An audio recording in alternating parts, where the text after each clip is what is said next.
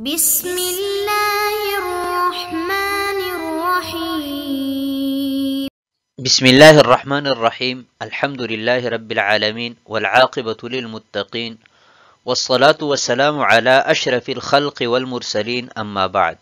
عزیز طلبہ، آج کتاب الہدایہ جو ثالث کا سبق نمبر 42 ہے، اور یہ سبق جنس تفریق الصفقۃ قبل التمام کے متعلق ہوگا، یعنی صفقہ کے تام ہونے سے پہلے عقد میں تفریق، صفقہ میں تفریق ہو سکتا ہے کہ نہیں ہو سکتا، اس پر بحث ہوگی۔ اور کتاب کی عبارت وَمَنْ رَأَى أَحَدَ الثَّوْبَيْنِ سے لے کر وَقَدْ ذَكَرْنَاهُ فِي خِيَارِ الشَّرْطِ تک ہوگی۔ الاصول المتعلقۃ بالدرس۔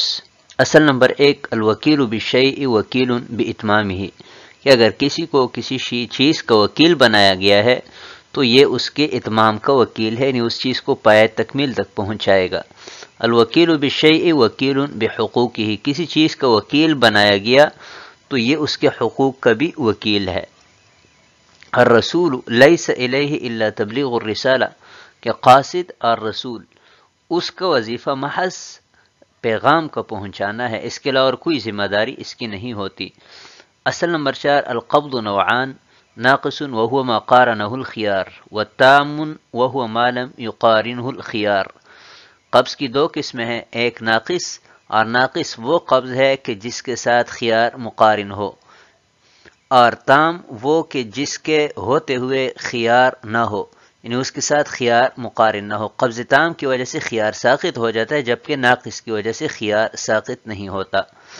اصل نمبر 5، التشبہ یقوم مقام الحقیقت عند العجز، عجز کی صورت میں تشبہ یہ حقیقت کے قائم مقام ٹھہرایا جاتا ہے۔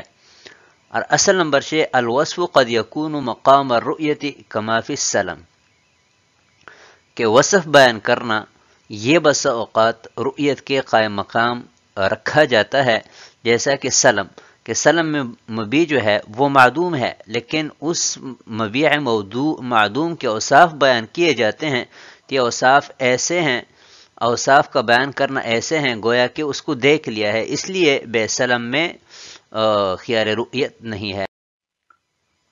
اصل نمبر 7، الفسخ بخیار الرؤیت فسخ من الاصل، خیار رؤیت کے بنا پر فسخ یہ اصل سے فسخ شمار ہوگا، یعنی یوں تصور ہوگا کہ عقد سرے سے ہوا ہی نہیں ہے۔ اور اصل نمبر 8، تفریق الصفقات قبل التمام لا یجوز، یہ قبل التمام تفریق الصفقہ جائز نہیں ہے، البتہ بعد تمام جائز ہے۔ آتے ہیں سبق کے متعلقہ فصول کی طرف۔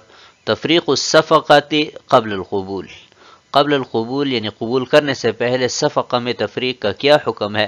تو اس جنس کو ہم نے کل 5 فصول میں تقسیم کیا ہے۔ فصل نمبر 1، التفریق فی القبول، تو یہ جائز نہیں ہے کہ قبول میں تفریق کرے۔ قبول ایجاب جو ہے مثلا 5000 میں ہوا ہے تو قبول جو ہے 2000 میں کریں۔ تفریق الصفقۃ قبل التسلیم، حوالگی سے پہلے صفقہ میں تفریق، تو یہ بھی جائز نہیں ہے۔ التفریق بخیار الرؤیت قبل القبض، قبل القبض خیار رؤیت کی بنا پر تفریق صفقہ یہ بھی جائز نہیں ہے۔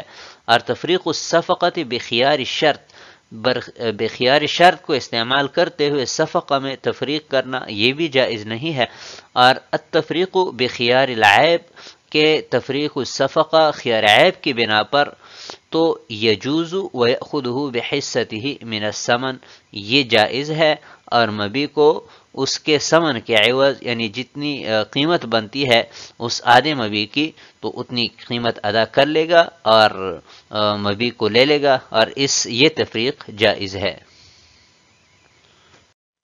آتے ہیں عبارت کی طرف۔ قال ومن رأى احد الثوبين فاشتراهما ثم رأى الآخر جاز له ان يردهما لأن رؤية أحدهما لا تكون رؤية الآخر للتفاوت في الثياب، فبقي الخيار فيما لم يره، ثم لا يرده وحده بل يردهما كي لا يكون تفريقا للصفقة قبل التمام، وهذا لأن الصفقة لا تتم مع خيار الرؤية قبل القبض وبعده، ولهذا يتمكن من الرد بغير قضاء ولا رضا ويكون فسخا من الأصل۔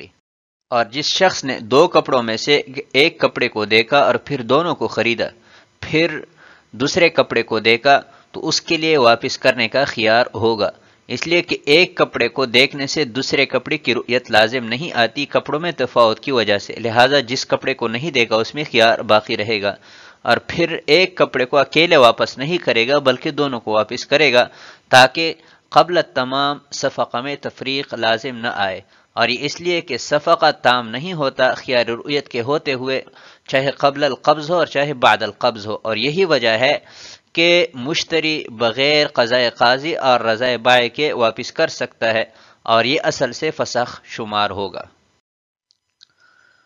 قال ومن رأى احد الثوبین، اس عبارت میں دو مسئلے بیان کیے گئے ہیں۔ پہلا مسئلہ ہے کہ اگر کسی شخص نے دو کپڑوں کو ایک عقد میں جمع کیا، لیکن ان دو کپڑوں میں سے ایک کی رؤیت ہوئی ہے اور دوسرا کپڑا نہیں دیکھا گیا، تو کیا مشتری کو جس کپڑے میں رؤیت نہیں ہوئی ہے خیار رؤیت حاصل ہے کہ نہیں ہے؟ تو صاحب ہدایہ فرماتے ہیں کہ اس کپڑے میں خیار رؤیت حاصل ہے، کیونکہ پہلے ہم ضابطہ پڑھ چکے ہیں کہ جو اشیاء متفاوتۃ الاحاد ہو ان اشیاء میں ہر مبی کو الگ سے دیکھنا ضروری ہے، اور رؤیت بھی ایسی رؤیت ہو کہ جو معلومہ للمقصود ہو، جس سے مقصود معلوم ہو جائے، اور کپڑے چونکہ متفاوتۃ الاحاد ہے اس لیے ایک کپڑا دیکھنے کی وجہ سے دوسرے کپڑے میں خیار ساقط نہیں ہوگا۔ اور دوسرا مسئلہ یہ ہے کہ اگر مشتری خیار رؤیت کی بنا پر اگر واپس کرنا چاہیں تو کیا ایک کپڑا واپس کر سکتا ہے کہ نہیں کر سکتا؟ تو صاحب ہدایہ فرماتے ہیں کہ ایک کپڑا واپس نہیں کر سکتا بلکہ دونوں کپڑوں کو واپس کرنا ضروری ہوگا، اس لیے کہ اگر ایک کپڑا واپس کرے گا تو تفریق الصفقہ قبل تمام لازم آئے گا، اور ہم پہلے اصل پڑھ چکے ہیں کہ تفریق الصفقہ قبل تمام جائز نہیں ہے، البتہ بعد تمام جائز ہے، اور حضور نبی کریم صلی اللہ علیہ وسلم نے بھی تفریق الصفقہ قبل تمام سے منع فرمایا ہے، اور یہ صفقہ تام کیوں نہیں ہے؟ تو صاحب ہدایہ فرما رہے ہیں کہ خیار رؤیت یہ معنی عن تمام العقد ہے، خیار رؤیت کے ہوتے ہوئے عقد تام نہیں ہو سکتا اگرچہ مبی پر قبضہ کیا جائے۔ تو یہاں پر چونکہ خیار رؤیت ہے، ایک کپڑے میں رؤیت نہیں ہوئی ہے، تو اس خیار کی وجہ سے صفقہ تام نہیں ہے، اور اس کی دلیل کیا ہے؟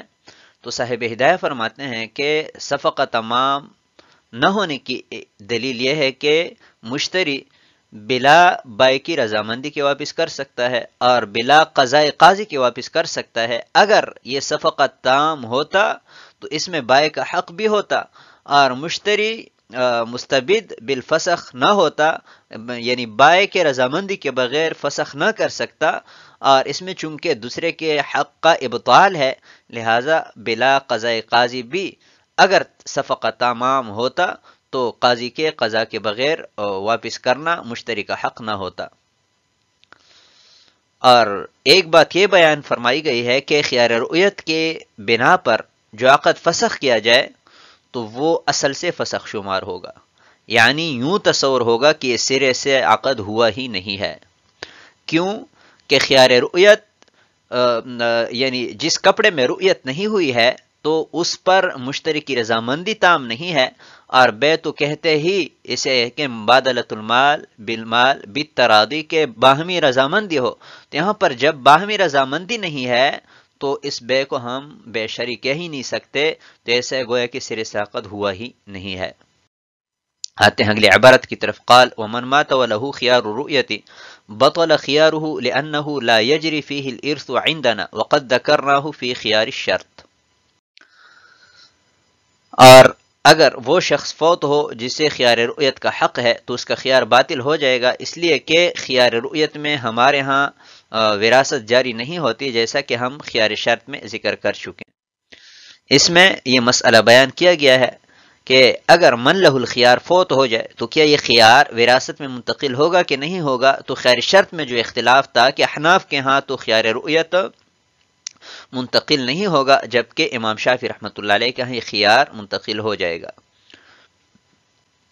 احناف کے ہاں خیار منتقل اس لیے نہیں ہوگا کہ خیار یہ اوصاف کے قبیل میں سے ہیں، اور وراثت ان اشیاء میں جاری ہوتی ہے کہ جو اعیان کے قبیل میں سے ہو، تو جو چیز اوصاف کے قبیل میں سے ہو، حقوق مجردہ ہو، تو اس میں وراثت جاری نہیں ہوتی۔